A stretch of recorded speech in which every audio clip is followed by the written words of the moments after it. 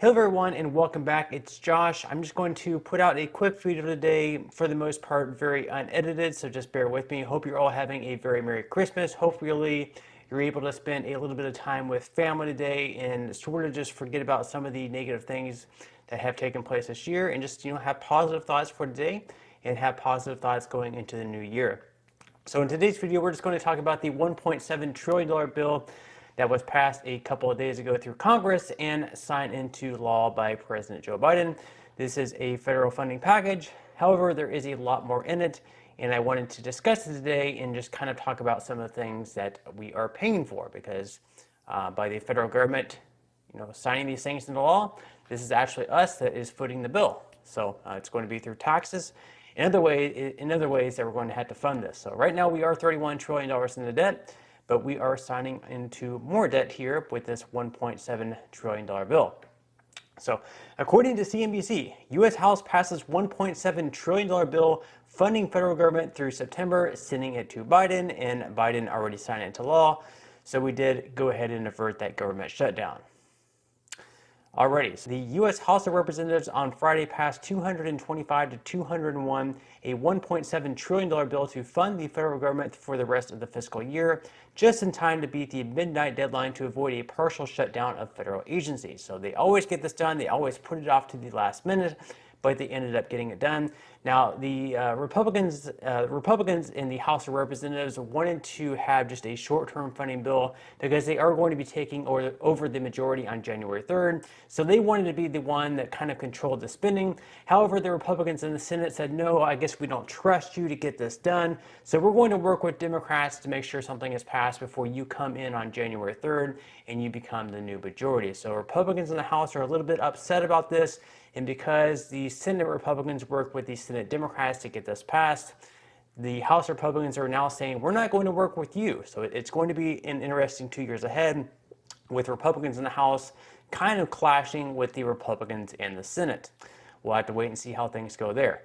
Overall, the legislation provides $772.5 billion for non-defense discretionary programs and $858 billion in defense funding, according to a summary released earlier this week by a Senate committee. The figure represents around a 5% increase in non-defense funding and an 8% hike for the Pentagon and national defense. The funding measure passed by the U.S. Senate on Thursday by a vote of 68 to 29. Now that it has been approved by the House, the bill goes to President Joe Biden, who has said that he is eager to sign it into law, and he already has signed it into law, so this is something that has already happened. There was no way that he was going to veto it. He pretty much got everything that he wanted, and actually more, because he actually got more in certain things, such as funding for Ukraine.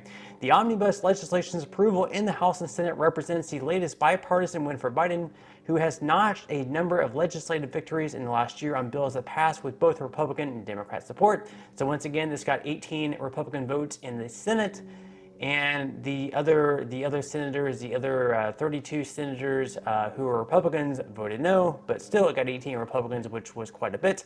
In the House, it didn't receive nearly as much Republican support. Most of the Republicans in the House wanted, like I mentioned, they wanted to kick the can down the road until after January in the new year. That way they would have more pull on what ends up in the bill. But the Republicans in the Senate did not trust the Republicans in the House to get something done.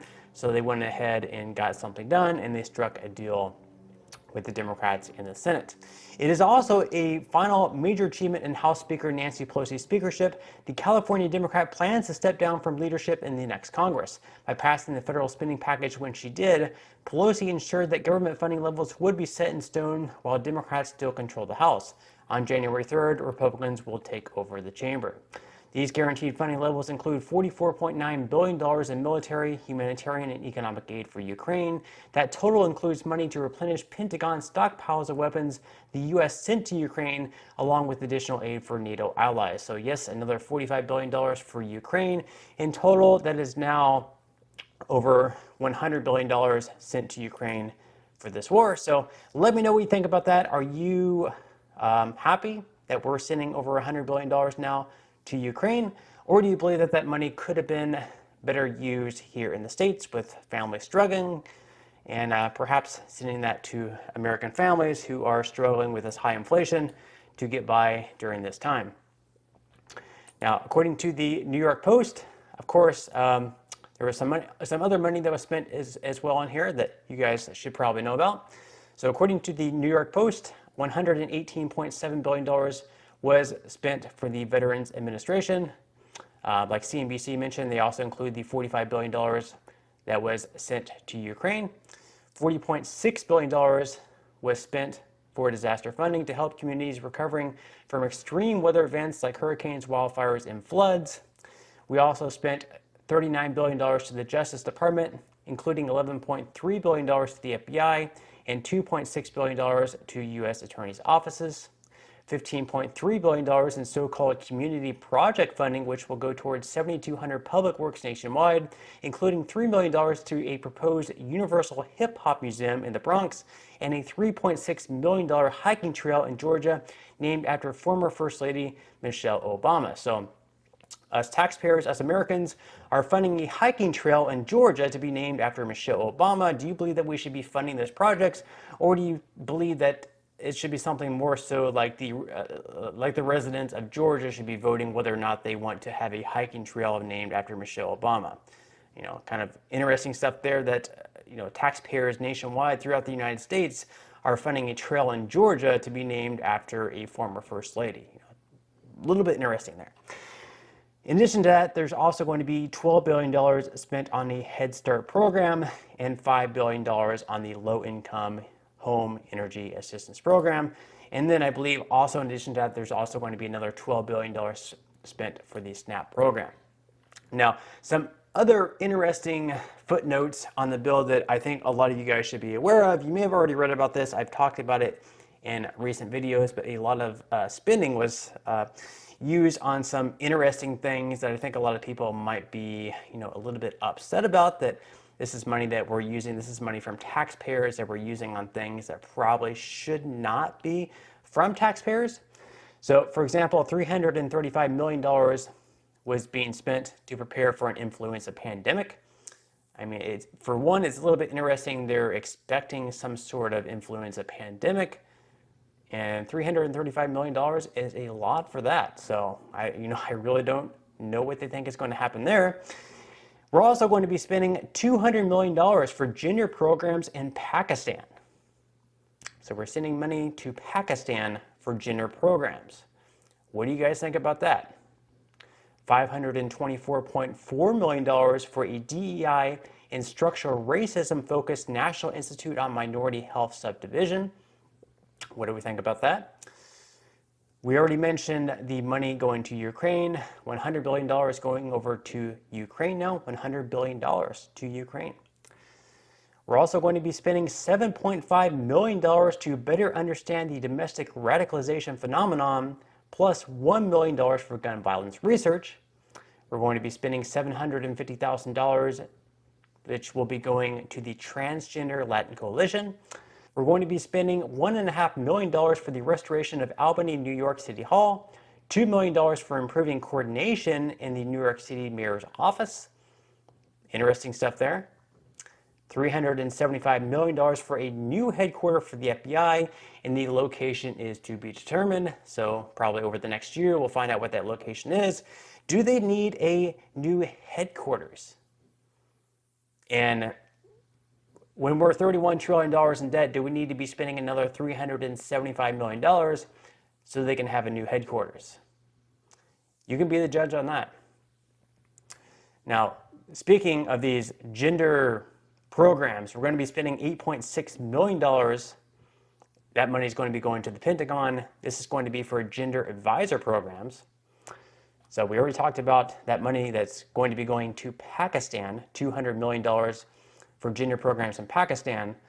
We're going to be spending an additional $8.6 million for gender advisor programs here to go into the Pentagon.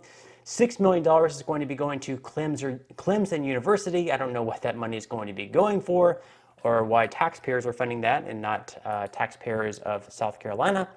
$982,000 for motel vouchers in Los Angeles. $575 million for family planning in areas where population growth, quote, threatens biodiversity. $65 million for the restoration of Pacific salmon populations. and $65 million in 2 programs for Senator Leahy, who's going to be retiring as a senator. There's going to be a federal building named after Nancy Pelosi, and also more buildings named after Republican Senator Shelby in Alabama, who is also going to be retiring as well. So a lot of stuff in this bill, another $1.7 trillion in debt for the American people, and not a lot in here for the American people, just a lot of fluff. We have politicians making sure that federal buildings are named after them. And, you know, you have to wonder, like, how many constituents, how many Americans are asking for federal buildings to be named after Nancy Pelosi or Senator Leahy or Senator Shelby? How many Americans are requesting that we spend millions of dollars on other countries for gender programs, like in Pakistan? I can't imagine many. How many Americans are asking for a new FBI headquarters? Do any of you guys think that we should be spending $375 million for a new headquarters for the FBI? I mean, I'm pretty sure the current headquarters is in good enough condition that they can continue doing whatever they do there. But again, you can be the judge there. I mean, it's just more wasteful spending. And you have to wonder if it's actually going to be them spending the money. Would they be wasting so much money on all this garbage? It just does not make sense to me. But let me know what you guys think. Do you believe that all the things that I just mentioned here is something that we really need? I mean, some of the spending in this bill, sure, it could be necessary, it could be a good thing, but a lot of the other stuff, especially the last few minutes that I went over, it's just a lot of garbage. And I feel like if it was actually going to be someone like Nancy Pelosi who is going to be opening her own pocketbook and spending this money herself, more than likely she wouldn't spend it, but since it's on the taxpayer, it's a completely different story. So let me know what your guys' thoughts are in the comment section below. And on that note, I'm gonna go ahead and wrap up this video. Before you go, if you would like to receive up to 12 free stocks and $5 worth of Bitcoin, I will leave a pinned comment below where you can receive just that from my partner in Webull. And also make sure you subscribe to my channel, like this video as usual, and I will see you in the next video.